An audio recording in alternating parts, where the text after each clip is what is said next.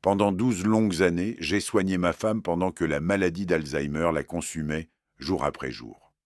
Le jour de son enterrement au cimetière du Montparnasse, mon gendre s'est levé devant le cercueil et a déclaré froidement « Gérard, tu pars en EHPAD la semaine prochaine. On vend la maison. » Silence de mort. J'ai souri paisiblement, je me suis levé et j'ai prononcé 4 mots très simples. L'avocat a alors remis un dossier à Thomas. Ce qu'il contenait allait transformer leur arrogance en cauchemar en quelques heures seulement. La revanche d'un notaire retraité qui a tout anticipé est terrifiante. Avant de continuer, abonne-toi à la chaîne et écris en commentaire quelle heure il est dans ta région en ce moment. Le silence du cimetière du Montparnasse venait d'être brisé par la voix de mon gendre. Pas par des condoléances, pas par un hommage à celle que nous venions d'enterrer. Non. Bon, Gérard, soyons clairs. Thomas s'était levé, chemise blanche impeccable, cravate Hermès qui coûtait probablement plus que les fleurs du cercueil. Tu ne peux plus rester seul dans cette grande maison. On a trouvé un excellent EHPAD dans le 13e. Propre, moderne. Tu y seras bien mieux. Les quelques personnes présentes, une dizaine à peine, ma femme n'avait plus beaucoup d'amis après ces 12 années, se sont figées. Madame Lefebvre, l'aide à domicile, qui m'avait soutenu pendant toutes ces années, a étouffé un hoquet de surprise. Mon petit-fils Clément, 18 ans, a relevé brusquement la tête de son téléphone. « Thomas, ce n'est peut-être pas le moment. » Ma fille Valérie avait au moins la décence de paraître embarrassée, mais pas assez pour le faire taire. Si, justement, c'est exactement le moment. Il s'est tourné vers les quelques témoins avec ce sourire professionnel qu'il réservait à ses clients. La maison de la rue de Verneuil sera mise en vente dès la semaine prochaine. Le marché est excellent en ce moment, n'est-ce pas? 780 mètres carrés dans le 7e, vue sur les toits de Paris. 2 800 000 euros. Il ne l'a pas dit, mais je l'ai lu dans ses yeux. Ses yeux de calculateur qui évaluaient déjà sa commission, son nouveau cabriolet, sa villa sur la Côte d'Azur. Papa, Valérie a posé sa main gantée sur mon bras, geste maternel, presque convaincant. Tu comprends, n'est-ce pas? C'est pour ton bien. Pour mon bien, ces 3 mots que j'avais entendus en boucle ces derniers mois. Chaque fois que Thomas passait juste vérifier, comprendre, inventorier. Chaque fois que Valérie s'inquiétait de ma santé, comprendre, s'assurer que je ne dilapidais pas leur héritage en soins médicaux trop coûteux. J'ai souri. Un petit sourire poli, celui du vieil homme fatigué qu'il croyait que j'étais devenu. Bien sûr, ma chérie, bien sûr. Thomas a paru satisfait, trop facile. 40 ans comme notaire m'avaient appris à reconnaître ce regard, celui du prédateur qui croit avoir coincé sa proie. Parfait, je t'enverrai les brochures de l'établissement. Il a consulté sa Rolex. Bon, nous devons y aller. Rendez-vous important. Rendez-vous important. Le jour de l'enterrement de sa belle-mère. Ils sont partis les premiers, naturellement. Valérie s'est retournée une fois, a esquissé un geste vers moi, puis a suivi son mari vers le rôdi noir. Clément est resté un instant, les mains dans les poches de son costume trop grand, puis s'est penché pour m'embrasser. « Désolé, grand-père », a-t-il murmuré. Ses yeux disaient quelque chose d'autre, quelque chose comme « je ne suis pas d'accord avec eux ». Ce n'est rien, mon garçon. Madame Lefebvre est venue me voir une fois les autres partis. Monsieur Dubois, je ne sais pas quoi dire. Ne dites rien. J'ai serré sa main. Vous avez été merveilleuse avec elle, avec nous. Elle avait les larmes aux yeux, vraies, celle-là. Pas comme celle de Valérie, soigneusement dosée pour l'occasion. Le taxi m'a déposé rue de Verneuil en fin d'après-midi. 5 étages de pierre de taille, fenêtres à meneaux, balcon en fer forgé au 3e. La maison familiale. Celle où j'avais élevé Valérie, celle où ma femme avait oublié mon nom, puis le sien, puis tout. J'ai monté l'escalier lentement, pas par fatigue, par habitude. Ces 12 dernières années, j'avais appris à ralentir, à adapter mon rythme au sien. Même maintenant qu'elle n'était plus là, mon corps se souvenait. Mon cabinet, au 2e étage, m'attendait. Bibliothèque en acajou, bureau Louis XV hérité de mon grand-père, fauteuil en cuir patiné par 40 ans de consultation. Sur le bureau, exactement où je l'avais laissé ce matin, la chemise en carton beige. Dossier du bois, planification successorale. Je me suis servi un cognac, un Rémy Martin XO, celui que je réservais pour les grandes occasions. Puis, j'ai ouvert la chemise. 3 mois de travail, 3 mois de recherche discrète, de rendez-vous avec Maître Rousseau sous prétexte de mise à jour testamentaire. 3 mois à observer Thomas et Valérie tourner autour de cette maison comme des requins sentant le sang. Le premier document, acte constitutif d'une SCI. Société civile immobilière, famille Dubois. Brouillon, bien sûr, mais les contours étaient là, la structure aussi. Le deuxième, projet de donation-partage, chiffres annotés de ma main, calcul refait 3 fois, quotité disponible, réserve héréditaire, usufruit, nue propriété, les outils de ma profession, les armes de ma vengeance. Le troisième document m'a fait sourire. Relevé bancaire, pas les miens, ceux de la société de Thomas, TM Conseil Finance. Obtenu parfaitement légalement par un confrère qui me devait un service, et qui révélait des irrégularités intéressantes. J'ai bu une gorgée de cognac. Dans mon esprit, repassaient en boucle les scènes de ces derniers mois. Thomas, en juillet, dans cette même pièce, « Cette baraque vaut une fortune, Gérard. Vous devriez y réfléchir. » Pas « tu », jamais « tu ». Trop familier pour un homme qu'il considérait déjà comme mort. Valérie, en nous, faussement inquiète. « Papa, tu es sûr que tu arrives à gérer tout seul les factures, les charges de copropriété ?» Sous-entendu, laisse-nous l'accès à tes comptes. Et moi, souriant, acquiesçant, jouant le rôle du vieux veuf un peu perdu. Mais je n'étais pas perdu. J'étais en reconnaissance. J'observais. Je documentais. La vérité, c'est que Thomas avait raison sur un point. Je ne pouvais effectivement plus gérer seul. Mais pas pour les raisons qu'il imaginait. J'ai refermé la chemise et me suis calé dans mon fauteuil. Dehors, Paris s'illuminait. Les réverbères de la rue de Verneuil, les fenêtres des appartements voisins, la tour Eiffel au loin. Demain, Thomas et Valérie apprendraient ce que signifie vraiment la planification successorale. Ce que peut faire un notaire qui a passé 4 décennies à maîtriser les subtilités du droit français. En France, la loi protège les enfants. Réserve héréditaire, parts obligatoires, tout ça. Mais elle protège aussi les pères, et elle offre à ceux qui savent la manier des possibilités infinies. J'ai levé mon verre vers le portrait de ma femme, accroché au-dessus de la cheminée.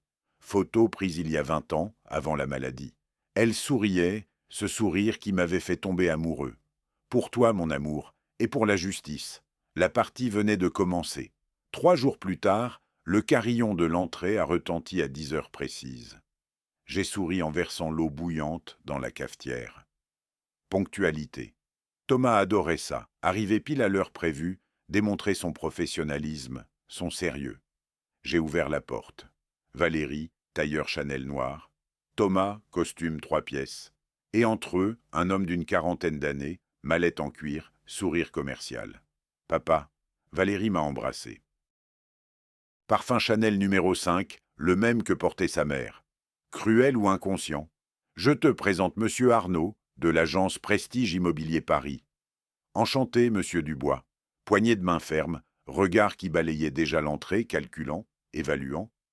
Magnifique demeure, vraiment magnifique. Entrez, je vous en prie. J'ai reculé, jouant mon rôle. J'ai préparé du café. Nous nous sommes installés dans le salon. Canapé Napoléon III, tapis persan, lustres en cristal. Monsieur Arnaud sortait déjà son iPad, ses documents, son mètre laser. « Alors, papa ?» Thomas s'est penché en avant, main jointe, posture du négociateur. Monsieur Arnaud va faire une estimation précise.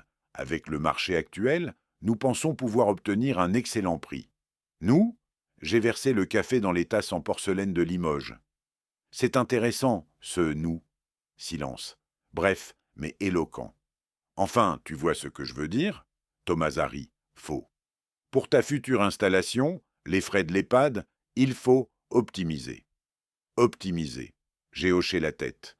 Mot intéressant. Monsieur Arnaud, tout sautait, mal à l'aise. Si vous permettez, je vais commencer les mesures. Combien de pièces, exactement? 15, a répondu Valérie avant moi. 5 chambres, 3 salons, bureaux, bibliothèque, cuisine, salle à manger, cave.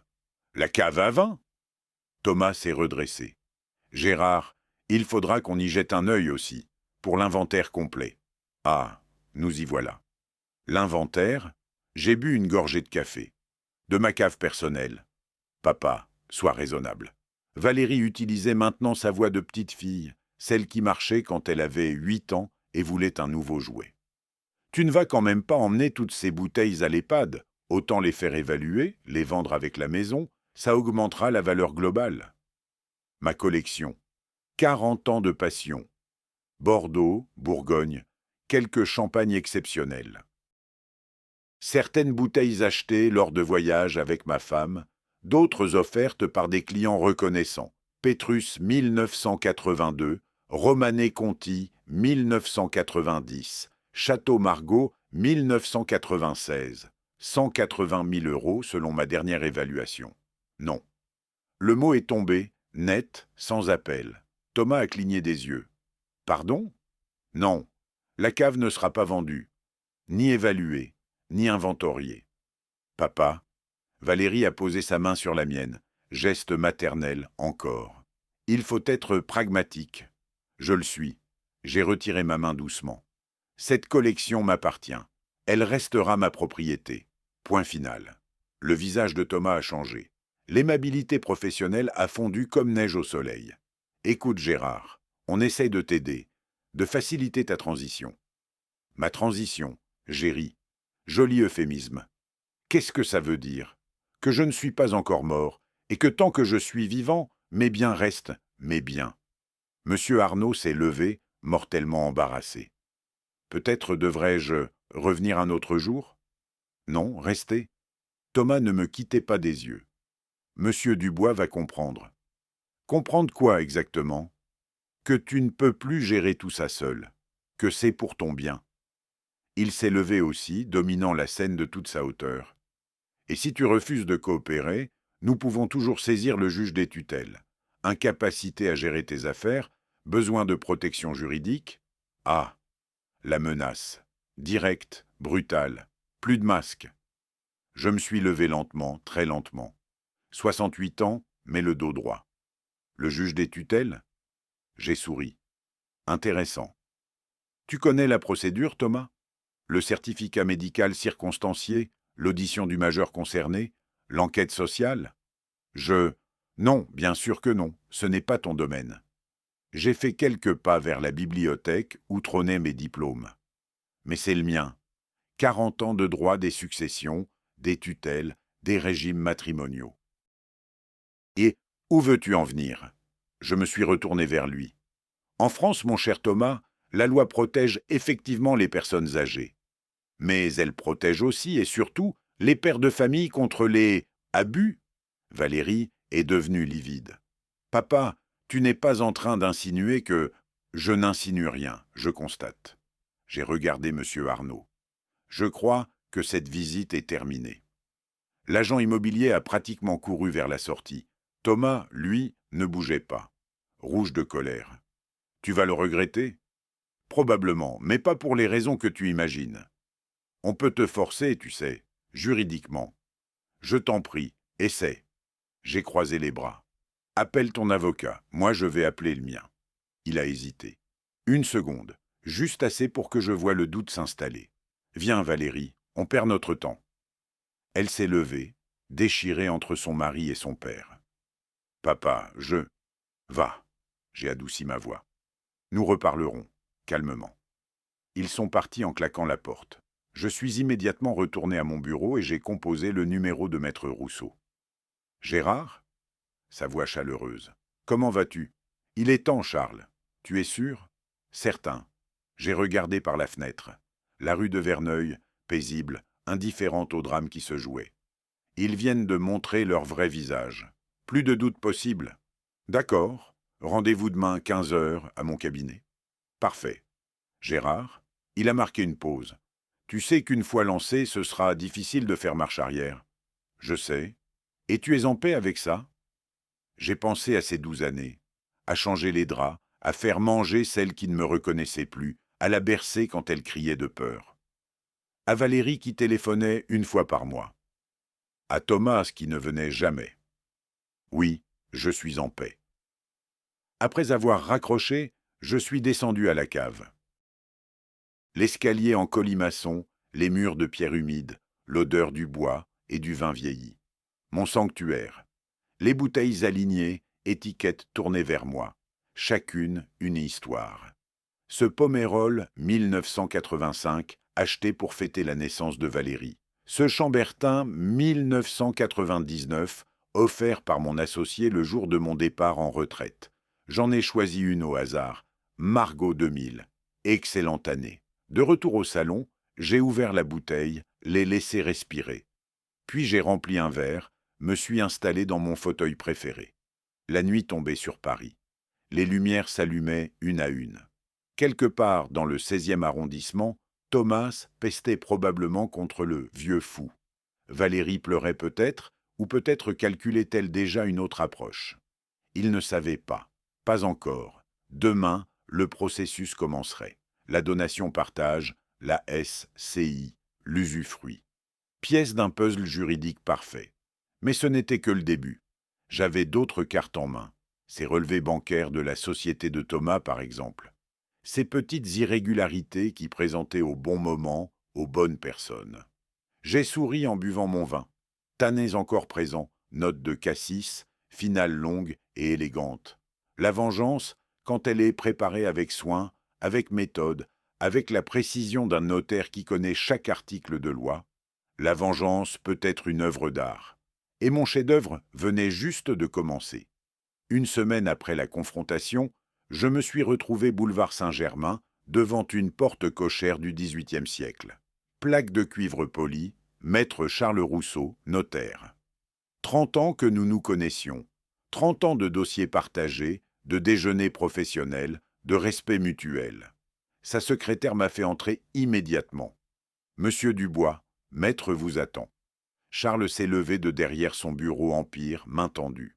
Costume gris anthracite, cravate bordeaux, lunettes demi-lune. L'image même du notaire parisien. Gérard. Et sa poignée de main était ferme, chaleureuse. « Assieds-toi, café ?» « Volontiers. Il a servi lui-même. Porcelaine fine, café italien.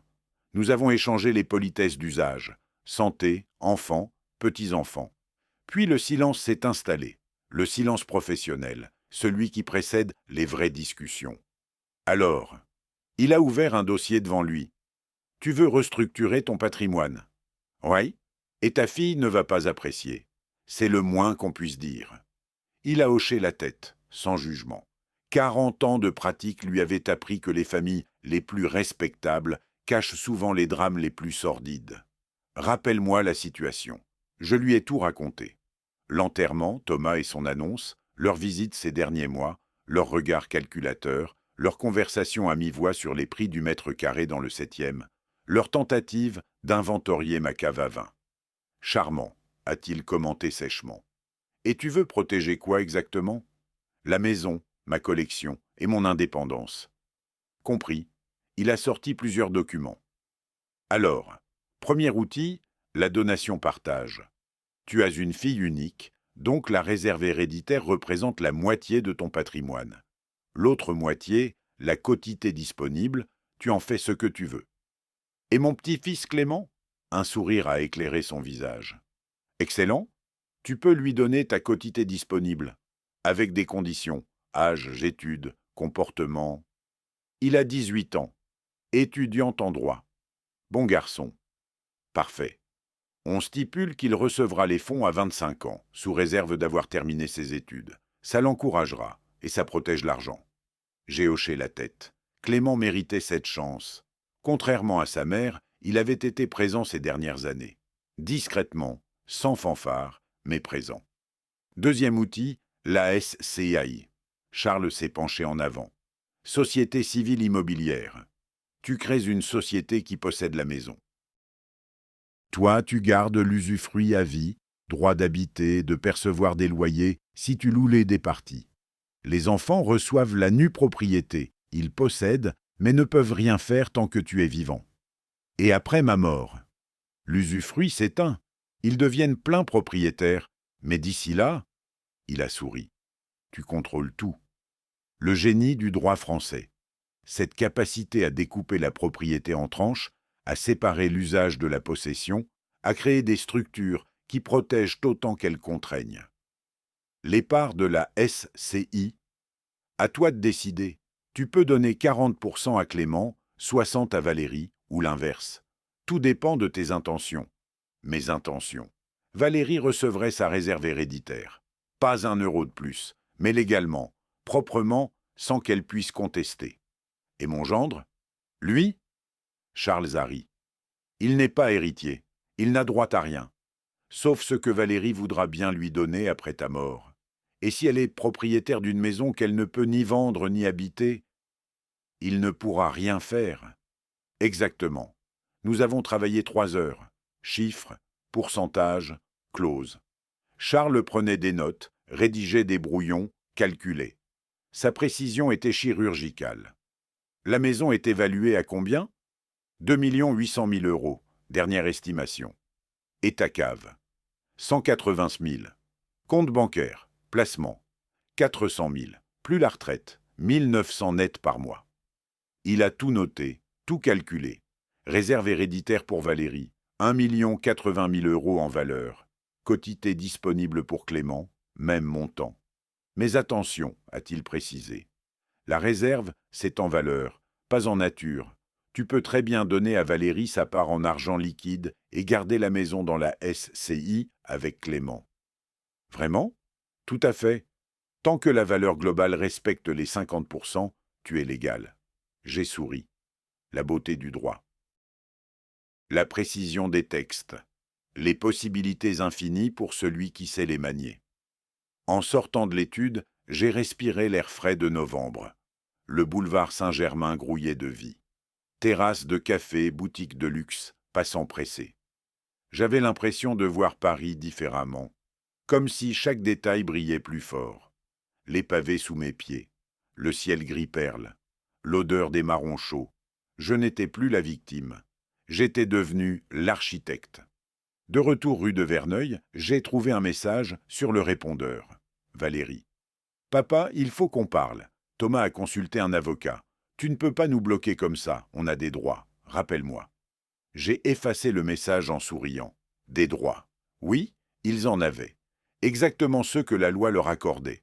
Pas un de plus. Ce soir-là, j'ai invité Clément à dîner.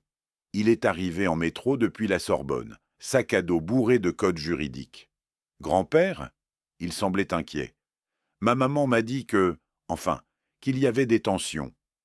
Assieds-toi, mon garçon. J'ai préparé un bœuf bourguignon, sa recette préférée de sa grand-mère. Nous avons mangé en parlant de ses études, de ses professeurs, de ses projets. Puis, au dessert, j'ai posé ma carte sur table. Clément, je vais te poser une question, et je veux une réponse honnête. D'accord. Ces 12 dernières années, pendant que je m'occupais de ta grand-mère, où étaient ta mère et Thomas? Il a baissé les yeux. Pas souvent là. Et toi? Moi, Il a relevé la tête. J'essayais de venir. Pas assez, je sais, mais j'essayais. Je sais, j'ai posé ma main sur la sienne. Et ça compte, plus que tu ne le crois. Je lui ai expliqué. Pas tout, pas encore, mais l'essentiel. La donation-partage, son héritage, les conditions. Moi, il était sous le choc. Mais, la réserve de maman, ta mère recevra exactement ce que la loi lui garantit, ni plus, ni moins. Et papa? Enfin, Thomas, lui n'est pas mon fils, il n'a aucun droit sur mon patrimoine. Clément a réfléchi longuement. Ils vont être furieux. Sans doute? Tu es sûr? J'ai pensé à Thomas, à son arrogance, à cette Rolex qu'il consultait pendant l'enterrement. À Valérie qui n'appelait que pour parler argent. Certain. Mon petit-fils a hoché la tête. Alors je suis avec toi. Ces mots, simples, directs, ils valaient tous les actes notariés du monde. Plus tard, seul dans mon bureau, j'ai relu les documents que Charles m'avait remis. Tout était là, propre, légal, imparable. Mais en rangeant les papiers, mon regard est tombé sur autre chose. Cette chemise que j'avais mise de côté, les relevés bancaires de TM Conseil, Finance, je les ai étudiés plus attentivement. Transactions étranges, virements vers des comptes offshore, commissions sur des placements non déclarés. Thomas donnait des conseils financiers, officiellement comme consultant indépendant. Mais ces relevés suggéraient quelque chose de plus irrégulier. J'ai souri lentement. La donation-partage était mon premier coup, mais j'avais d'autres munitions. Et contrairement à Thomas, je savais exactement quand et comment les utiliser. 2 semaines se sont écoulées dans un calme trompeur. J'avais signé les documents chez Charles.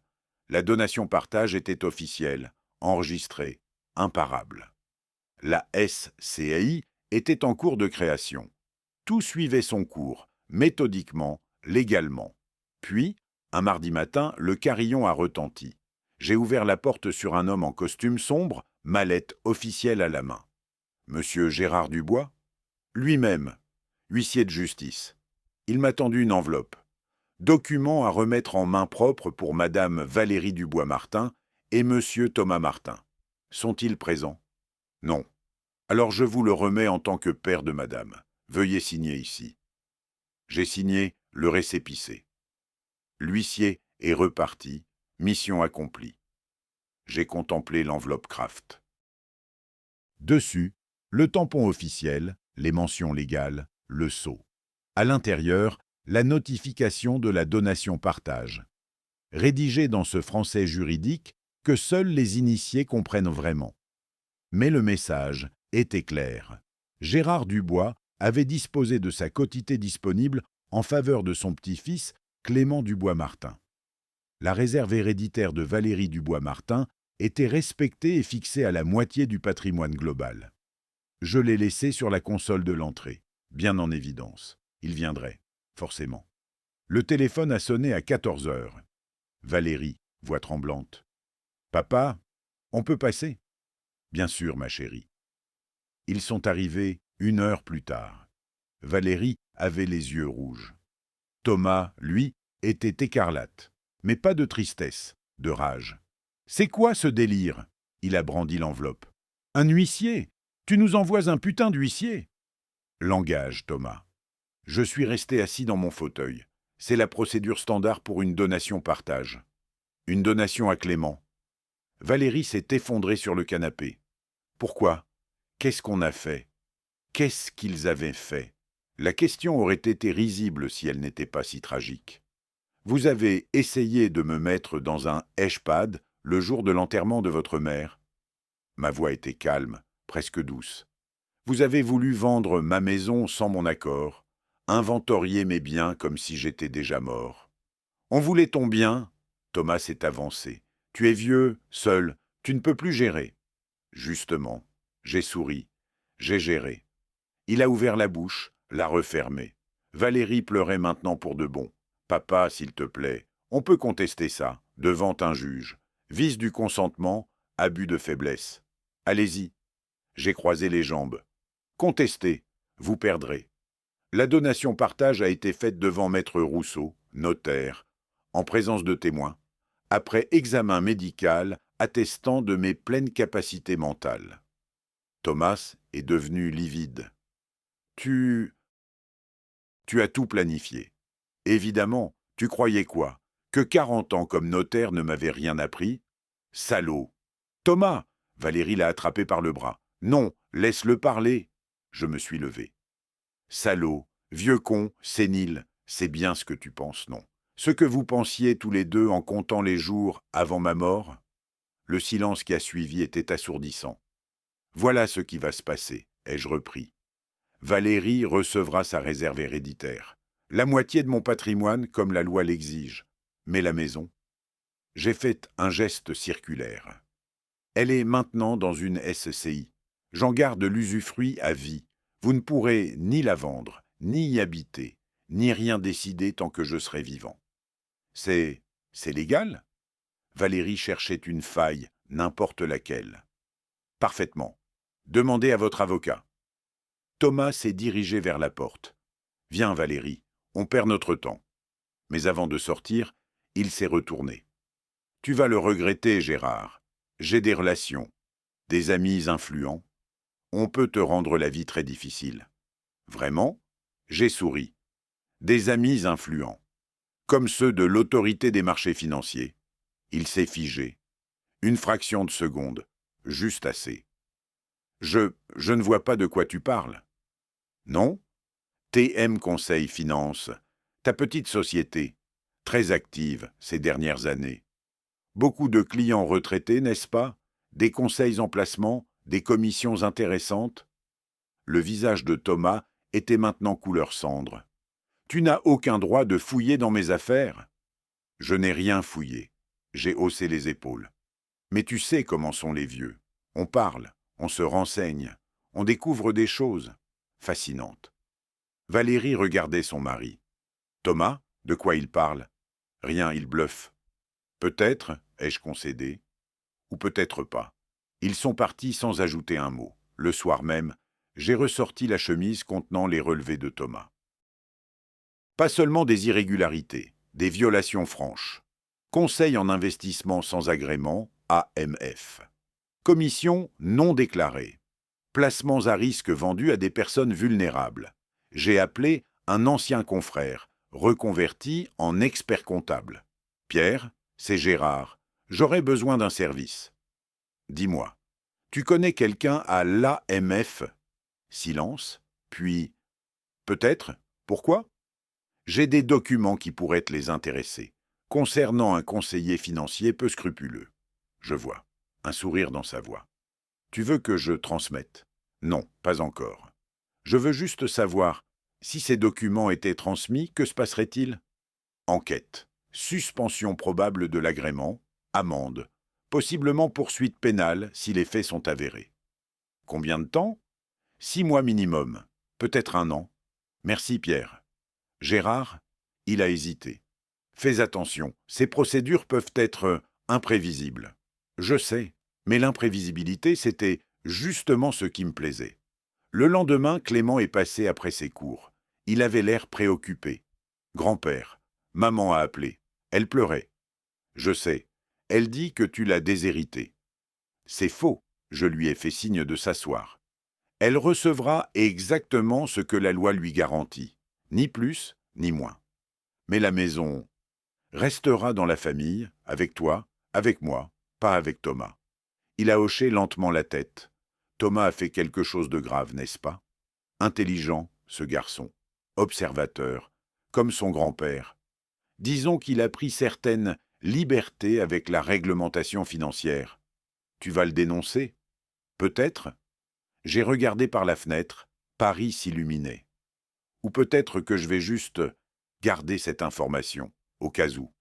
Clément a réfléchi. C'est du chantage? Non.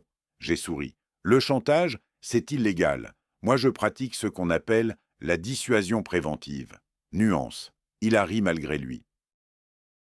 Tu sais, a-t-il dit après un moment, en cours de droit, on nous apprend que la justice et la loi ne sont pas toujours la même chose. Ton professeur est intelligent. Toi aussi. Nous avons dîné ensemble. Blanquette de veau cette fois. Nous avons parlé de tout et de rien, de ses études, de ses amis, de ses projets. Mais dans ma tête, les pièces continuaient de se mettre en place. Thomas avait menacé de me rendre la vie difficile, de mobiliser ses relations, de me détruire socialement. Il ne savait pas encore que chaque menace qu'il prononçait me donnait un peu plus de justification, un peu plus de munitions, un peu plus de raison de frapper. Et quand je frapperais, ce ne serait pas avec colère. Ce serait avec la précision froide d'un notaire qui connaît chaque article du Code civil, chaque faille du système, chaque possibilité de retournement. Thomas voulait la guerre? Il allait l'avoir. Mais à mes conditions, sur mon terrain et avec des armes qu'il ne verrait jamais venir. 3 semaines plus tard, nous nous sommes retrouvés dans l'étude de Charles. Pas une simple consultation cette fois. Une signature. L'acte authentique de création de la SC1 Famille Dubois. La salle de réunion sentait la cire et le vieux papier. Boiserie sombre, portrait de notaire disparu depuis longtemps. Silence feutré qui imposait le respect. Sur la table d'acajou, 3 exemplaires de l'acte. 68 pages. Chaque clause, chaque virgule, chaque pourcentage pesé, mesuré, vérifié. Charles présidait, lunettes demi-lune sur le nez, posture impeccable. À ma droite, Clément, costume emprunté à son père, cravate maladroitement nouée. Nerveux, mais déterminé. À ma gauche, Valérie, seule. Thomas ne vient pas? Ai-je demandé innocemment. Elle a serré son sac à main. Il avait un empêchement. Dommage. J'ai souri. Mais de toute façon, cette signature ne concerne que la famille Dubois. Thomas n'est pas un Dubois. Le coup a porté. Je l'ai vu dans ses yeux. Cette petite contraction, ce pincement des lèvres. Bien. Charles a ouvert le premier exemplaire. Je vais vous lire l'acte dans son intégralité, comme l'exige la loi. Valérie s'est assise sur sa chaise. Elle savait ce qui allait suivre. Son avocat lui avait tout expliqué. Mais entendre les mots, prononcés dans le silence solennel d'une étude notariale, c'était différent. Charles a commencé. Voix posée, neutre, professionnelle. Article 1er. Constitution. Il est constitué entre M. Gérard Dubois, Mme Valérie Dubois-Martin et M. Clément Dubois-Martin, une société civile immobilière. J'ai observé ma fille pendant la lecture. Elle ne me regardait pas. Fixait ses mains, son alliance, le bout de ses chaussures Louboutin. N'importe quoi sauf moi. Article 3. Apport. L'immeuble C47, rue de Verneuil, Paris 7e arrondissement, d'une valeur de 2 800 000 €, est apporté par M. Gérard Dubois. Clément prenait des notes. Bon réflexe, futur juriste. Article 5. Répartition des parts. Monsieur Gérard Dubois conserve l'usufruit viager de l'ensemble des parts. La nue propriété est répartie comme suit. Madame Valérie Dubois-Martin, 60%, Monsieur Clément Dubois-Martin, 40%. Valérie a tressailli. 40% pour Clément. Un étudiant de 18 ans.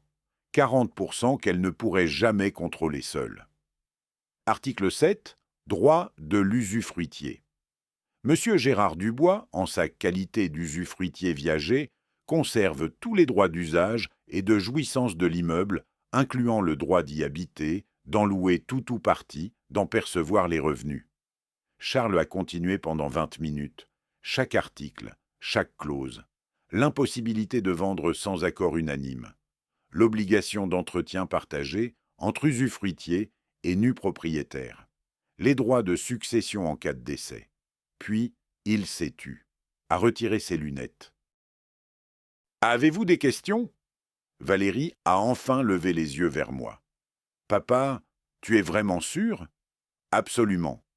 Mais la maison, c'est notre maison de famille. » « Exactement. » J'ai soutenu son regard. « Et elle le restera, dans la famille, mais sous mon contrôle. » « Pour combien de temps ? » « Aussi longtemps que je vivrai. » Le silence qui a suivi était électrique. « Si vous n'avez pas d'autres questions, » a repris Charles, « nous pouvons procéder à la signature. Madame Dubois-Martin ?» Valérie a regardé son stylo, un Mont-Blanc offert par Thomas pour leur anniversaire de mariage. Ses mains tremblaient légèrement. « Tu peux refuser, » ai-je dit doucement. « C'est ton droit, mais dans ce cas, la donation-partage reste en vigueur. Clément recevra sa part de toute façon. Et toi ? Tu recevras ta réserve héréditaire. Après ma mort, en cash, sans la maison. » Elle a compris. Soit elle signait maintenant et gardait au moins 60% de la maison en nue propriété, soit elle refusait et risquait de ne rien avoir du tout. « C'est du chantage, » a-t-elle murmuré. « Non. » J'ai secoué la tête. « C'est de la planification patrimoniale. Charles, confirmez-vous que madame est libre de son choix ? » Absolument. Le notaire a hoché la tête. Madame Dubois-Martin peut refuser de signer. L'acte sera simplement nul et non avenu. Valérie a signé. 3 exemplaires. Paraphe à chaque page. Signature complète à la fin. Charles a apposé son sceau. Le bruit métallique a résonné dans le silence. Définitif. Irrévocable. « Félicitations », a dit Charles en nous serrant la main. La SCI Famille Dubois est officiellement constituée. Clément souriait. Valérie avait les yeux rouges. Nous sommes sortis ensemble dans la rue. Novembre parisien, ciel gris, crachin glacé. Papa, je... Valérie cherchait ses mots. Thomas va. Thomas va quoi? J'ai enfilé mes gants. S'énerver? T'empêter? Menacer? Il a dit qu'il allait te détruire, socialement. Professionnellement. Vraiment? J'ai souri. C'est intéressant parce que moi j'ai quelque chose qui pourrait l'intéresser. J'ai sorti mon téléphone, composé un numéro. Pierre? C'est Gérard. Tu te souviens de notre conversation? Sur l'AMF, hein? Oui, je pense qu'il est temps. Tu peux transmettre le dossier? Merci. J'ai raccroché. Valérie me fixait, bouche ouverte.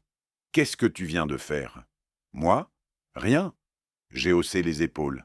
Un ami va simplement transmettre des informations à qui de droit, des informations sur les pratiques commerciales de TM Conseil Finance. Non. Elle est devenue livide. Papa, tu ne peux pas. Je ne fais rien d'illégal. Je signale juste des irrégularités à l'autorité compétente. C'est mon devoir de citoyen. Mais Thomas, sa carrière, aurait dû y penser avant de menacer de me détruire. J'ai regardé ma montre. Maintenant, si vous voulez bien m'excuser. J'ai un déjeuner. Je suis parti, laissant Valérie pétrifiée sur le trottoir. Clément m'a rattrapé au coin de la rue. Grand-père, l'AMF, c'est grave? Très. Tu es sûr de vouloir aller jusque-là? Je me suis arrêté, les regarder dans les yeux. Clément, ton beau-père a menacé de me mettre en EHPAD contre mon gré, de vendre ma maison, de liquider mes biens. Il a traité ta grand-mère de poids mort pendant qu'elle était encore vivante. Alors oui, je suis sûr. Il a hoché lentement la tête. Et ce n'est que le début, n'est-ce pas? J'ai souri. Qu'est-ce qui te fait dire ça? Ta réserve, pas un euro de plus, tu l'as dit. Mais tu n'as pas dit ce que tu comptais faire avec tout le reste. Intelligent, vraiment intelligent. Tout en temps voulu, mon garçon, tout en temps voulu. Un mois s'est passé.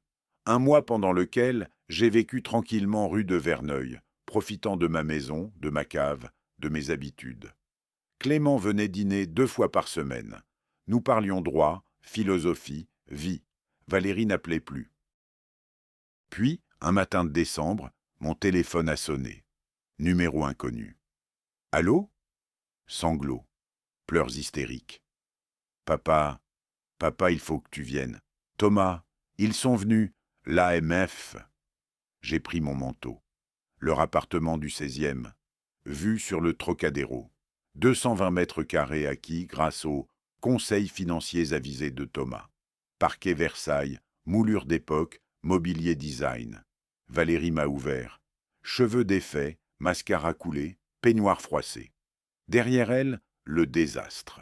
Thomas était affalé sur le canapé Roche-Beaubois, costume débraillé, cravate défaite. Sur la table basse, des documents étalés, en tête officielle, autorité des marchés financiers. Toi. Il a levé les yeux vers moi, rouge, gonflé. C'est toi. Bonjour Thomas. Ne fais pas l'innocent. Il s'est levé d'un bond. C'est toi qui m'as balancé. Je ne vois pas de quoi tu parles. L'AMF. Il a brandi un document. Convocation pour audition. Enquête sur mes pratiques commerciales. Suspension immédiate de mon agrément en attendant les résultats. J'ai pris le document. Lu posément. Conseil en investissement sans autorisation préalable. Commissions occultes. Manquement aux obligations de transparence. Placements à risque vendus à des personnes vulnérables. J'ai relevé les yeux. Impressionnant. Tu m'as détruit. Moi, j'ai souri. Thomas, je suis un retraité de 68 ans. Je n'ai aucun contact à l'AMF. Par contre, j'ai fait mine de réfléchir. Si quelqu'un avait transmis des preuves de tes agissements, l'AMF aurait été obligé d'enquêter. Question de principe, tu comprends. Valérie sanglotait maintenant ouvertement. Papa, tu dois arrêter ça. Appelle qui tu as appelé. Dis-leur de lâcher l'affaire. Ma chérie, j'ai posé ma main sur son épaule. Même si je le voulais, je ne pourrais pas. L'AMF est une autorité indépendante. Une fois l'enquête lancée, elle suit son cours. Mais Thomas n'a rien fait de grave. Vraiment? J'ai désigné les documents. Vente de placements à risque à des retraités sans évaluation de leur profil? Commission non déclarée? Si ce n'est pas grave, j'aimerais savoir ce qu'il est. Thomas s'est effondré sur le canapé. Je vais tout perdre. Ma licence, mes clients, ma réputation. Probablement. Le regard qu'il m'a lancé était chargé de haine pure, mais aussi de peur. Et c'était cette peur qui me satisfaisait le plus. Pourquoi, va-t-il murmurer? Pourquoi tu fais ça? Tu veux vraiment le savoir? Je me suis assis en face de lui, calme, posé. Parce que tu as voulu me voler ma maison, parce que tu as traité ma femme de poids mort, parce que tu m'as menacé de me mettre en échepade contre mon gré. J'ai marqué une pause. Et parce que tu as cru que j'étais trop vieux, trop faible, trop sénile pour me défendre. On voulait juste m'aider. J'ai ri. Non, Thomas, vous vouliez mon argent. Nuance. Valérie s'est approchée, s'est agenouillée devant moi. Geste théâtral, désespéré. Papa, s'il te plaît, on fera ce que tu veux. On ne demandera plus rien. Juste, fais arrêter ça. Je ne peux pas arrêter l'AMF. J'ai soutenu son regard. Mais je peux peut-être vous aider autrement. Un espoir fou a illuminé son visage. Comment? D'abord, vous allez signer un document. Quel document? J'ai sorti une enveloppe de ma poche. Renonciation à toute contestation future concernant l'usufruit de la SCI Famille Dubois. Reconnaissance que la donation-partage a été faite en toute légalité et libre consentement. Thomas a explosé. Jamais, c'est du chantage. Non. J'ai secoué la tête. C'est un choix. Vous signez, et je vous aide à traverser cette période difficile. Vous refusez. J'ai haussé les épaules. Et vous vous débrouillez seul. Nous aider comment? Valérie avait la voix cassée. Question de trésorerie. L'appartement. Vous allez devoir le vendre, je présume. Sans revenu, impossible de maintenir les charges. Le silence a été ma réponse. Je pensais bien. J'ai souri. Alors voici mon offre. Vous signez ce document.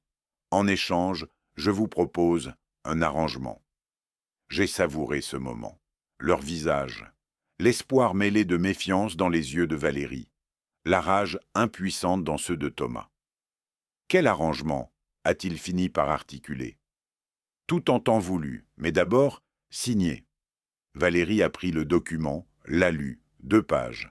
Langage juridique simple mais imparable. Elle a regardé Thomas. Il a secoué la tête. Elle a insisté du regard. Finalement, il a cédé. Ils ont signé tous les deux. J'ai rangé le document dans ma poche. Bien. Je me suis levé. Maintenant, voici ce que je vous propose.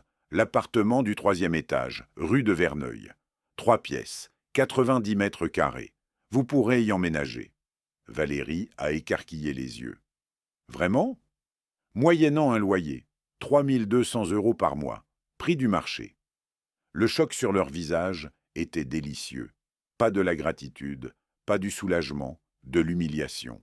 Ils allaient devoir vivre dans Emma Maison, payer un loyer à leur usufruitier, me croiser dans les escaliers.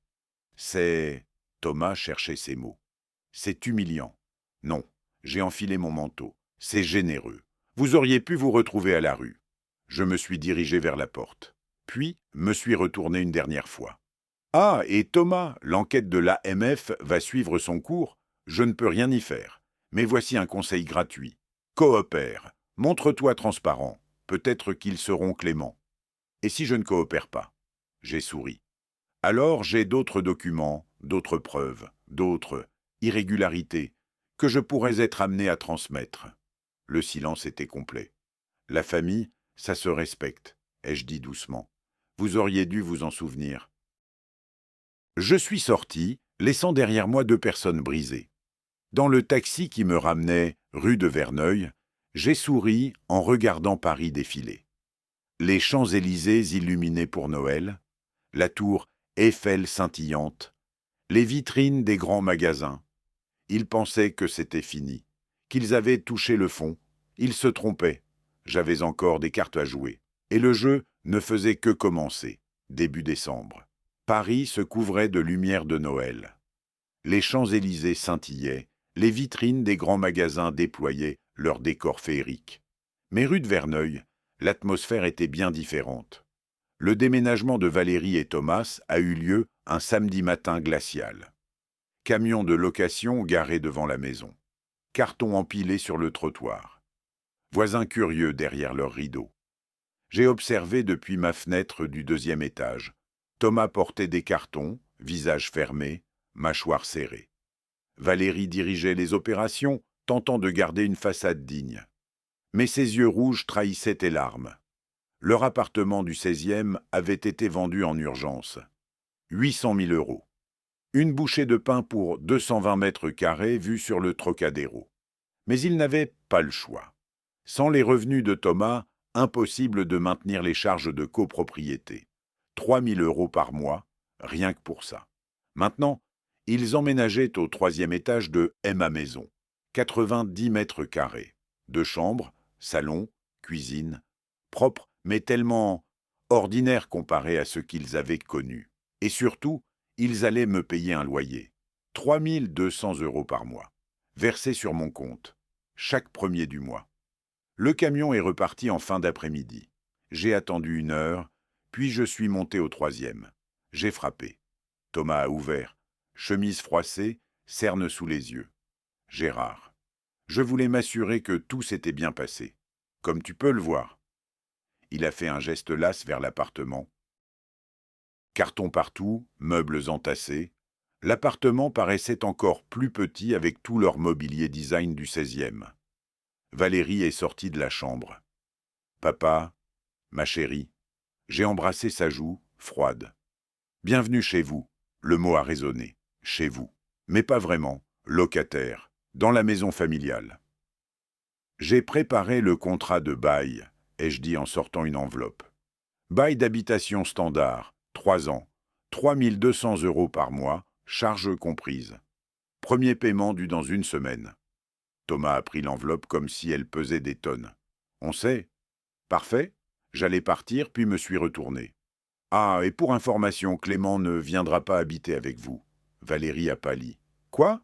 Il reste avec moi au 2e étage. C'est son choix. Mais c'est notre fils. Justement, demandez-lui pourquoi il a fait ce choix. Clément était dans mon bureau quand je suis redescendu. Penché sur ses codes juridiques, stylo à la main, air concentré. Ils sont au courant, ai-je dit. Il a relevé la tête. Comment ont-ils réagi? Mal, ta mère surtout. Il a hoché lentement la tête. Je vais aller leur parler, mais ma décision est prise. Je reste ici. Tu es sûr? Ce ne sera pas facile. Grand-père, il a fermé son livre. Ces 3 derniers mois, j'ai appris plus sur le droit, la justice et l'intégrité qu'en 1 an à la Sorbonne. En te regardant. En voyant comment tu as... manipulé? Non. Il a secoué la tête fermement. Protéger ce qui t'appartient. Avec les outils de la loi. Tout ce que tu as fait est légal. Légal, oui, moral? Il a réfléchi. Il voulait te mettre en EHPAD, vendre ta maison, te dépouiller vivant. Tu t'es défendu. C'est la définition même de la légitime défense. Juridique, certes, mais légitime. J'ai souri. Décidément, ce garçon irait loin. Va leur parler. Ils ont besoin de toi. Le soir même, assis dans ma cave à vin, j'ai ouvert une bouteille de Château Lynch-Bages 2005. Médoc exceptionnel. Je l'avais gardée pour une occasion spéciale. Celle-ci en était une. En 3 mois, j'avais structuré mon patrimoine via une SCI inattaquable, donné ma quotité disponible à Clément avec condition, gardé l'usufruit viager de ma maison, fait suspendre la licence de Thomas via l'AMF, obtenu la signature d'une renonciation à toute contestation, transformé mes antagonistes en locataires. Et ce n'était pas fini. J'ai sorti une autre chemise de mon coffre-fort, Testament, version 2, rédigée la semaine précédente avec Charles. Si je mourais maintenant, Clément héritait de mon usufruit jusqu'à ses 40 ans. Valérie resterait nue propriétaire, mais ne pourrait ni vendre, ni habiter, ni toucher 1 € pendant 22 ans. Ma collection de vins, donation au Club Saint-Germain, mes livres rares, à la Bibliothèque Sainte-Geneviève, mes liquidités, divisé entre Clément et plusieurs œuvres caritatives. Valérie recevrait exactement sa réserve héréditaire, calculée au centime près. Pas un euro de plus. Mais je n'avais pas l'intention de mourir de sitôt. J'ai bu une gorgée de Lynch-Bages, tanin soyeux, notes de cassis, finale interminable. Au-dessus de ma tête, j'entendais des pas, des voix étouffées. Thomas et Valérie qui s'installaient dans leur nouvelle vie. Réduite, contrôlée, humiliante. Aurais-je dû éprouver de la pitié? Peut-être. Mais chaque fois que la tentation venait, je repensais à ce moment, au cimetière, quand Thomas avait annoncé mon déménagement en EHPAD, devant le cercueil de ma femme. Non, la pitié viendrait peut-être un jour, mais pas encore. 2 jours plus tard, Clément est descendu avec un air grave. « Grand-père, je dois te dire quelque chose. Assieds-toi. » Il s'est installé en face de moi, a pris une grande inspiration. Je savais. Tu savais quoi?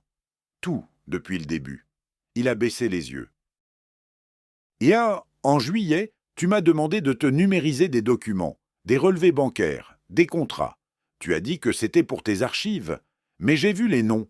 TM Conseil Finance, les montants suspects. Je suis resté silencieux.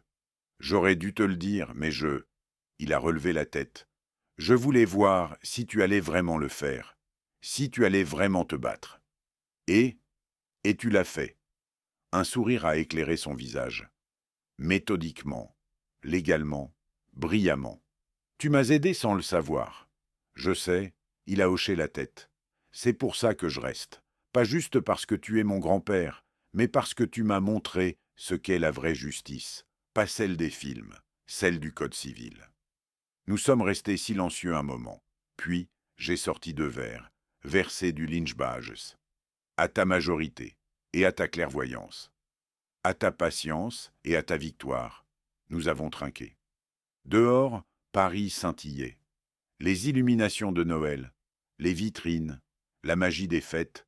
Mais la vraie magie, elle était ici, dans cette cave, entre un vieil homme et son petit-fils, unis par le droit, la justice et le respect.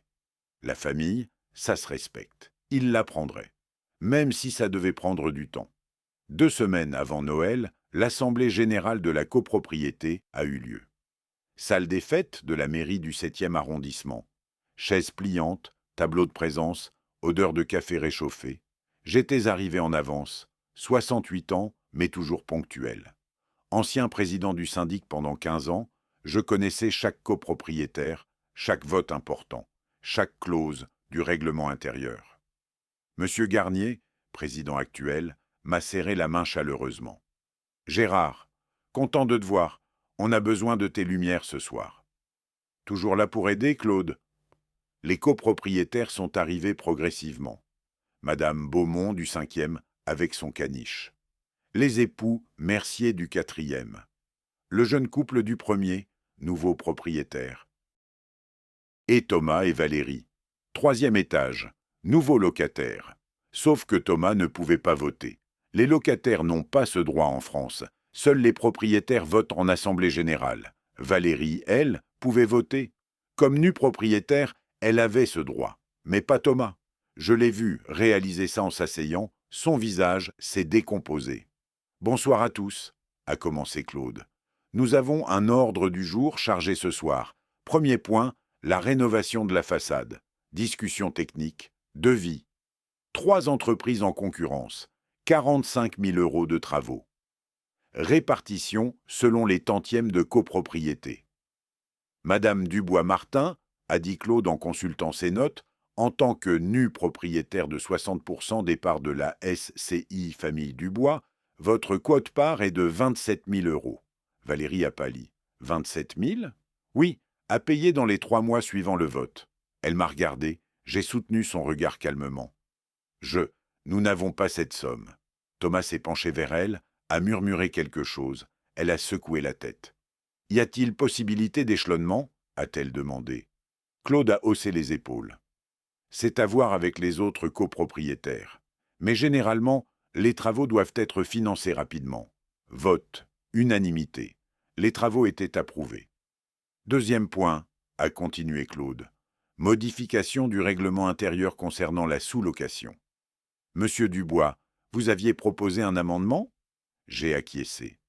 Oui, je propose que toute sous-location d'appartement ou de partie d'appartement soit soumise à l'accord préalable du syndic. Thomas s'est raidi. C'est excessif, a-t-il lancé. Les propriétaires doivent pouvoir louer librement. Vous n'êtes pas propriétaire, monsieur Martin, a rappelé Claude poliment. Et vous n'avez pas voix au chapitre. Le silence qui a suivi était glacial. Quelqu'un s'oppose à cette mesure? A demandé Claude. Personne n'a levé la main. Les copropriétaires plus âgés me connaissaient, me faisaient confiance, et franchement, limiter la sous-location protégeait la tranquillité de l'immeuble. Adopté à l'unanimité. Thomas serrait les accoudoirs de sa chaise, blanc de rage. Je savais ce qu'il avait prévu. Louer leur appartement sur Airbnb les week-ends. Gagner 1 200 € supplémentaires par mois. Compenser leurs difficultés financières. Maintenant, impossible sans accord du syndic. Et le syndic, c'était Claude, qui votait comme je suggérais. Troisième point, a continué Claude. Consultation pour un nouveau conseiller technique au syndic. Nous cherchons quelqu'un avec expertise juridique et immobilière. Monsieur Dubois, accepteriez-vous ce rôle? Honorifique, bien sûr, mais avec droit de regard sur les décisions importantes. J'ai fait mine de réfléchir. Si l'Assemblée le souhaite, vote. Unanimité moins une abstention. Valérie, maintenant j'avais officiellement un rôle dans la gestion de l'immeuble. Consultation obligatoire pour les décisions majeures. Droit de veto sur certaines questions. Contrôle. Après l'Assemblée, dans la rue, Thomas m'a rattrapé. « Tu es fier de toi? Pardon? Tout ça. » Il a fait un geste vers l'immeuble. « Le syndic, les règles, les votes, tu nous étouffes. » « Je ne fais rien d'illégal, Thomas. Ce sont les règles de la copropriété démocratiquement votées. »« Démocratiquement », il a ri amèrement. « Tu manipules tout le monde. Pas de manipulation, de l'influence peut-être. Nuance. » J'ai enfilé mes gants. Et concernant les 27 000 € de Valérie, on n'a pas cet argent. Je le sais, j'ai sorti une enveloppe. C'est pourquoi je propose une solution. Il a pris l'enveloppe. À l'intérieur, un contrat de prêt. 27 000 €, ai-je expliqué. Taux d'intérêt 4,5%. Remboursement sur 3 ans. Reconnaissance de dette notariée. Tu veux qu'on t'emprunte de l'argent? C'est une proposition. Vous êtes libre de refuser. Mais dans ce cas, Valérie devra trouver les fonds ailleurs, et les banques ne prêtent pas facilement à des gens sans revenus stables. Thomas a serré le contrat. Tu nous tiens, complètement. Non, Thomas. J'ai secoué la tête. Vous vous êtes mis vous-même dans cette situation. Moi, je vous offre une sortie. Onéreuse, certes, mais une sortie quand même. Il est parti sans un mot. 3 jours plus tard, Valérie est venue me voir. Seule, visage fatigué, cernes prononcées. « Papa, on va signer ton contrat. Asseyez-vous. » Elle s'est effondrée sur le canapé. « On n'a pas le choix. Il y a toujours un choix, ma chérie. » « Lequel ?» Elle a levé des yeux rouges vers moi. « On n'a plus rien. Thomas ne peut plus travailler dans la finance. L'AMF l'a blacklisté. On a dû vendre l'appartement à perte. On vit. » Sa voix s'est brisée. « On vit chez toi comme des mendiants. Comme des locataires. Nuance. Papa. » Elle a essuyé ses larmes. « Pourquoi tu fais ça? Je suis ta fille. » Justement, je me suis assis à côté d'elle. « Parce que tu es ma fille, j'attendais mieux de toi. On voulait juste me voler ma maison. Oui, je sais. » J'ai pris sa main. « Valérie, tu te souviens de ce que ta mère disait toujours ?» Elle a hoché la tête, larmes coulant librement maintenant. « La famille, c'est sacré. » J'ai serré sa main. « Toi et Thomas, vous avez oublié ça. Vous avez vu des euros, des mètres carrés, des placements, pas une famille. Je suis désolé. Les excuses ne suffisent pas. » J'ai lâché sa main. « Les actions ont des conséquences. Tu vas signer ce contrat de prêt. Tu vas rembourser avec intérêt. Et tu vas apprendre que dans cette famille, on ne profite pas des faibles. » Tu n'étais pas faible? Non, mais vous pensiez que je l'étais? J'ai souri tristement. C'était votre erreur. Elle a signé le contrat le lendemain. Chez Maître Rousseau. Reconnaissance de dette notariée. 27 000 € plus intérêts. 3 ans de remboursement mensuel. Et moi, j'avais maintenant un document de plus. Un engagement légal. Une preuve supplémentaire de leur dépendance. Le soir, seul dans mon bureau, j'ai relu mon testament. Version 2. Celle que personne ne connaissait encore, sauf Charles et moi. Clément hériterait de tout ce qui comptait vraiment. L'usufruit prolongé. La collection de vins. Les livres. L'esprit de cette maison. Valérie aurait sa réserve. En euros, froid, calculé, légal.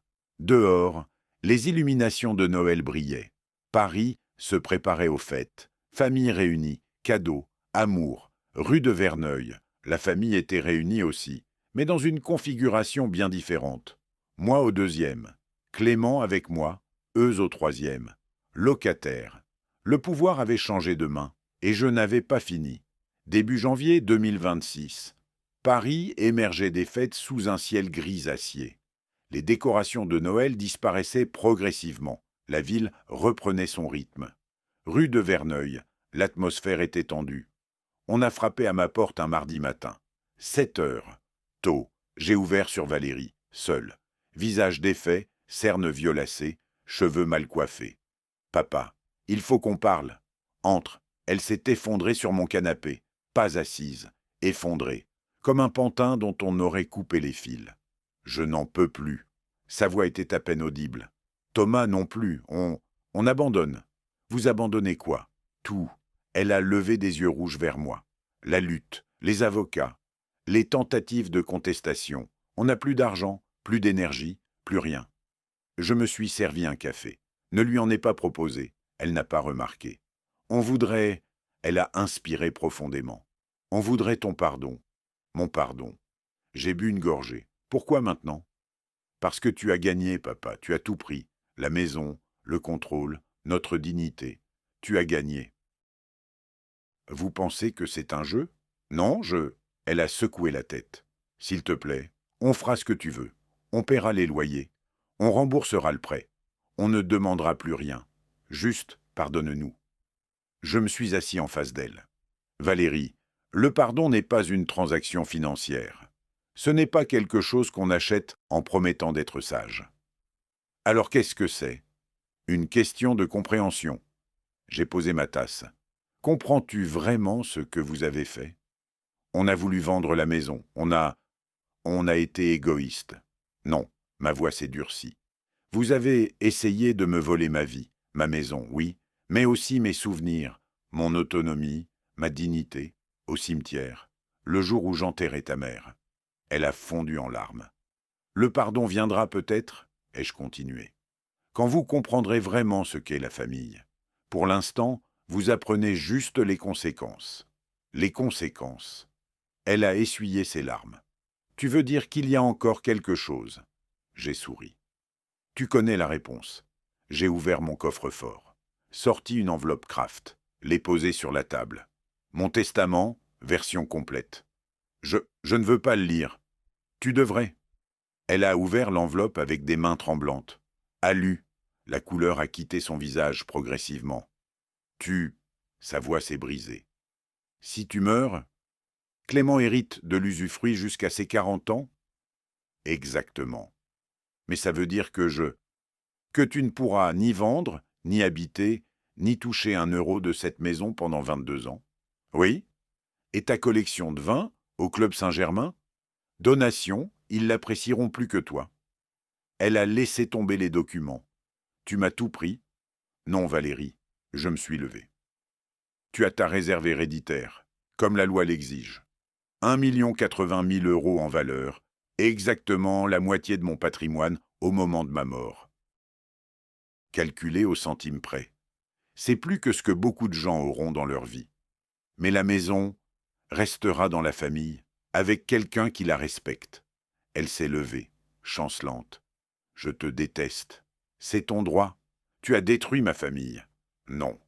Ma voix était glaciale maintenant. Ta famille s'est détruite elle-même. Moi, j'ai juste refusé d'être la victime. Elle est partie sans un mot de plus.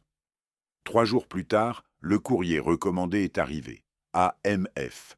Décision finale concernant TM Conseil Finance, licence révoquée définitivement.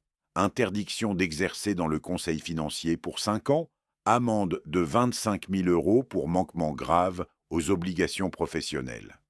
J'ai relu le document 3 fois, puis l'ai rangé dans mon dossier, à côté de tous les autres. Le soir même, j'ai entendu des cris au-dessus. Thomas, Valérie, leur monde qui s'écroulait définitivement. Je n'ai rien ressenti, ni joie, ni tristesse, juste satisfaction, froide, complète. La justice n'est pas toujours spectaculaire, parfois elle est juste méthodique. Clément est entré dans mon bureau. « Ça va, grand-père ?»« Parfaitement bien. »« Maman est venue te voir ce matin. »« Ah oui ?» Elle pleurait en repartant. « Je sais. » Il a hésité. « Tu ne regrettes rien ?» J'ai réfléchi honnêtement. « Non, j'ai protégé ce qui m'appartient, avec les outils de la loi. Rien d'illégal, rien d'immoral, juste de la légitime défense juridique. »« Papa dit que tu es un monstre. »« Thomas peut penser ce qu'il veut. » J'ai souri. « Les monstres ne respectent pas la loi. Moi, je l'utilise. Nuance. » Cette nuit-là, seul dans ma chambre, j'ai regardé la photo de ma femme. Celle d'avant la maladie. Son sourire, ses yeux pétillants. « J'espère que tu approuves, mon amour, » ai-je murmuré. Il voulait effacer ce qu'on a construit. Je n'ai pas pu le permettre. Le cadre n'a pas répondu, mais je connaissais la réponse. Elle avait toujours été farouchement protectrice de notre famille, de notre maison, de notre vie. Elle aurait fait pareil, peut-être même pire. Fin janvier 2026, le froid mordant de l'hiver parisien s'était installé. Le 28, exactement. Je m'en souviens parce que c'était le jour où la neige a commencé à tomber. Je suis descendu à la cave à vin en fin d'après-midi. Mon sanctuaire. Clément m'y attendait, assis sur le vieux tabouret que j'utilisais depuis des années. « Alors mon garçon, aujourd'hui, on apprend les grands Bordeaux. » J'ai sorti une bouteille. Château Margaux 1995. Année exceptionnelle, 30 ans d'âge. Elle avait atteint sa plénitude. Regarde l'étiquette. La couleur du vin à travers le verre. Je l'ai levée vers la lumière. Rubis profond, légèrement tuilé. Signe de maturité parfaite. Clément observait avec attention. C'est comme un code, non? Chaque détail a un sens. Exactement, comme le droit. J'ai ouvert la bouteille. Chaque article, chaque clause, tout a un sens, tout s'emboîte. Nous avons laissé le vin respirer. J'ai sorti 2 verres. « Tu sais, » ai-je dit en servant, « ta grand-mère et moi, on a acheté cette bouteille pour ton baptême. On s'était dit qu'on l'ouvrirait quand tu deviendrais adulte. Je n'avais que 18 ans en novembre. Oui, mais maintenant, j'ai souri. Maintenant, tu es vraiment adulte. Tu as fait des choix. Tu as pris position. » Nous avons trinqué. Le vin était somptueux. Tanin fondu, notes de cuir, de truffes, de fruits noirs confits. Finale interminable. « Alors, » a demandé Clément après un moment, « tu leur pardonneras? Un jour ?» J'ai contemplé mon verre. Le pardon viendra quand ils comprendront vraiment ce qu'est la famille. Quand ils réaliseront que ce n'est pas une question d'argent ou de biens, mais de respect, de présence, d'amour. Et s'ils ne comprennent jamais, alors ils vivront avec les conséquences. J'ai haussé les épaules. Pour l'instant, ils apprennent. Au-dessus de nos têtes, j'entendais leurs pas. Thomas et Valérie. 3e étage. 90 mètres carrés. 3 200 € de loyer mensuel, plus les remboursements du prêt. 450 € par mois pendant 3 ans. Leur vie avait changé. Radicalement. Thomas avait trouvé un emploi. Vendeur dans une boutique de vêtements. Salaire modeste. Horaire difficile. Loin de ses costumes sur mesure et ses déjeuners d'affaires. Valérie donnait des cours de français à domicile. Quelques élèves, quelques euros. De quoi payer les courses. Ils vivaient, modestement, humblement, différemment. La dernière assemblée générale a voté pour te nommer consultant permanent du syndic, a dit Clément. Je sais, j'ai souri. Monsieur Garnier m'a appelé hier. Fonction honorifique, mais avec droit de regard sur toutes les décisions importantes. Tu contrôles officiellement l'immeuble. Légalement, démocratiquement. J'ai levé mon verre. La beauté de la République française. Tout est dans les règles. Le courrier du lendemain a apporté la dernière pièce. AMF. Décision définitive. Thomas était condamné à payer 25 000 € d'amende, plus les frais de procédure. Je n'ai pas montré la lettre à Clément, je l'ai simplement rangée dans mon coffre-fort, avec tous les autres documents. La chronique complète de ma victoire. Ce soir-là, seul dans mon bureau, j'ai fait le bilan. Octobre, enterrement, trahison. Décision d'agir. Novembre, donation-partage. SCI, premier coup. Décembre, AMF, déménagement, assemblée générale. Janvier, testament final. Amende, contrôle total, 4 mois 120 jours. En 4 mois, j'avais restructuré mon patrimoine de manière inattaquable, fait perdre à Thomas sa licence professionnelle, transformé ma fille et mon gendre en locataire de ma propre maison, obtenu le contrôle officiel de la copropriété, sécurisé l'avenir de Clément protégé, chaque centime de mes 40 ans de travail. Et tout ça, parfaitement légal, irréprochable, bétonné par les meilleurs notaires de Paris. J'ai ouvert une dernière bouteille. Bordeaux, 1995, la même année que le Margot, Château-Latour cette fois. Par la fenêtre, je regardais la neige tomber sur Paris, les toits blancs, les rues silencieuses, la ville endormie sous son manteau d'hiver. Quelque part dans cette ville, des familles se réunissaient, s'aimaient, se soutenaient. Rue de Verneuil, ma famille était dispersée sur 3 étages, séparée par des contrats, des loyers, des rancœurs. Était-ce triste, peut-être? Était-ce mérité? Absolument. J'ai pensé à tous ces vieux messieurs qui se font dépouiller par leurs enfants, mis en EHPAD contre leur gré. Oubliés, exploités, méprisés. Pas moi. Jamais moi. Parce que j'avais eu le courage de me battre, avec les armes que la République française met à disposition de ses citoyens. Le code civil, le code de commerce, les notaires, les huissiers, l'AMF. Certains diraient que je suis allé trop loin. Ces gens-là n'ont jamais été trahis par leur propre sang. D'autres diraient que c'est cruel. Je leur répondrais, la cruauté, c'est d'annoncer la vente de la maison familiale au cimetière. Moi, j'ai juste appliqué la loi, méthodiquement, patiemment, brillamment. Clément est entré sans frapper. « Grand-père, tu as vu la neige ?»« Oui, c'est beau, non ?» Il s'est approché de la fenêtre. « Paris sous la neige, ça rend tout plus calme, plus pur. »« Plus juste, » ai-je ajouté. Nous sommes restés silencieux, regardant les flocons tomber.